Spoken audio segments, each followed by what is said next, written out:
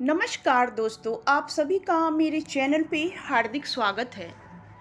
हिरण्यकश्यप कौन था जो खुद को भगवान मानता था, जिसका वध करने को लेना पड़ा भगवान विष्णु को नरसिंह अवतार। आइए जानते हैं क्या है पूरी कथा इस वीडियो में। कथा में अंत तक बने रहिएगा। साथ ही दोस्तों, मेरे चैनल पे आप नए हो तो चैनल को लाइक शेयर सब्सक्राइब करना ना भूलिएगा। धन्यवाद। शास्त्रों में अहंकार को एक रोग बताया गया है। अहंकार मनुष्य की बुद्धि हर लेता है। व्यक्ति स्वयं को ही श्रेष्ठ समझने की भूल कर बैठता है। इसका परिणाम उसे भोगना भी पड़ता है। आज ऐसे ही एक अहंकारी राजा की कहानी बताने जा रही हूँ, जिसे पौराणिक कथाओं में हिरण्यकश्यप के नाम से जाना जाता है। हिरण्यकश्यप का कथा जीवन में बड़ी सीख देती है। बहुत समय पहले हिरण्यकरण वन नामक एक राज्य था, जिसका राजा दैत्य हिरण्यकश्यप था। इसे हिरण्यकशिपु के नाम से भी जानते हैं। हिरण्यकश्यप खुद को भगवान मानता था। उसकी इच्छा थी कि उसकी भी पूजा भगवान की तरह ही की जाए।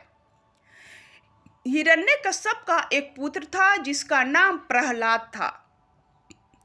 प्रहलाद आरंभ से ही धार्मिक प्रवृत्ति का था। उसने हिरण्यकश्यप की पूजा करने से मना कर दिया। प्रहलाद भगवान विष्णु के भक्त थे और उनकी भी पूजा करते थे। वे उनकी भक्ति में हमेशा लीन रहते थे। प्रहलाद की भक्ति की खबर जब पिता हिरण्यकश्यप को हुई तो उसने प्रहलाद को यातनाएं देना शुरू कर दिया। प्रहलाद फिर भी नहीं माने। इसके बाद हिरण्यकश्यप ने अपनी बहन होलिका से प्रहलाद को जलती आग में बैठने के लिए कहा। होलिका को वरदान प्राप्त था कि वह आग में नहीं जल सकती। हिरण्यकश्यप के कहने पर जैसे ही होलिका प्रहलाद को लेकर अग्नि में बैठी तो वह जलने लगी। भक्त प्रहलाद भगवान विष्णु की स्तुति करते रहे। इस प्रकार से होलिका जलकर राख हो गई, लेकिन भक्त प्रहलाद को आग छू भी न सकी। मान्यता है कि तभी से होली का त्योहार बुराई पर अच्छाई की जीत के प्रतीक के तौर पर मनाया जाता है। राजा हिरण्यकश्यप ने कठोर तपस्या से ब्रह्मा जी को प्रसन्न कर विचित्र वरदान मांग लिया। इस वरदान में उसने मांगा कि ना उसे कोई मानव मार सके और ना ही कोई पशु, ना रात और न ही दिन में उसकी मृत्यु हो। उसे कोई भी ना घर के भीतर और ना बाहर मार सके। इतना ही नहीं, उसने ये भी मांगा कि ना धरती पर और ना आकाश में किसी अस्त्र से और ना किसी शस्त्र से उसकी मौत हो। हिरण्यकश्यप वरदान मिलने के बाद भयंकर घमंडी हो गया। वो किसी को कुछ नहीं समझता था। वो इस कदर अहंकार में डूब गया कि वह स्वयं को भगवान मानने लगा। अपनी प्रजा से उसने खुद को भगवान की तरह पूजने का आदेश दिया। उसने सभी पर अत्याचार करना प्रारंभ कर दिया। स्थिति ये बनी कि उसके अत्याचार से तीनों लोकों में त्राही त्राही होने लग गए। होलिका की घटना के बाद भी हिरण्यकश्यप का अहंकार और अत्याचार कम नहीं हुआ। प्रहलाद ने अपने पिता को समझाने की बहुत कोशिश की कि वे सही मार्ग पर चले, लेकिन प्रहलाद की बातों का उस पर कोई प्रभाव नहीं पड़ा।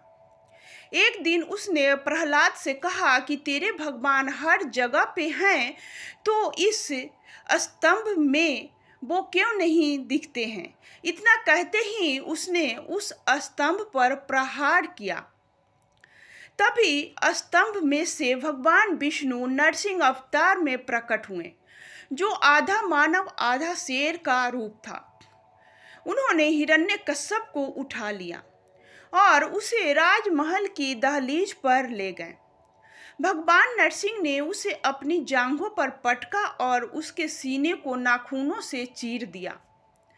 नरसिंह रूप से जब भगवान विष्णु ने हिरण्यकश्यप का वध किया, उस समय वह न तो घर के अंदर था और न बाहर, न दिन था और न रात। भगवान नरसिंह न पूरा तरह से मानव थे और न ही पशु। नरसिंह ने हिरण्यकश्यप को न धरती पर मारा न ही आकाश में, बल्कि अपनी जांघों पर मारा। मारते हुए शस्त्र अस्त्र नहीं बल्कि अपने नाखूनों का इस्तेमाल किया। इसके साथ ही दोस्तों कथा यहीं पे समाप्त होती है। इस कथा से हमें यही शिक्षा मिलती है कि हमारे पास कितना बड़ा भी शक्ति क्यों न हो, लेकिन अगर हम उसे गलत उपयोग करते हैं तो वो सभी शक्तियाँ हमसे छीन जाती है, नष्ट हो जाती है। इसलिए हमारे पास जो भी है, जो कुछ भी है, जितना भी है, उसे सही तरीके से प्रयोग करना चाहिए। तो दोस्तों उम्मीद करती हूँ कि कथा बहुत ही अच्छी लगी होगी और इससे कुछ सीखने को मिली होगी। तो चैनल को लाइक शेयर सब्सक्राइब करना न भूलिएगा। धन्यवाद।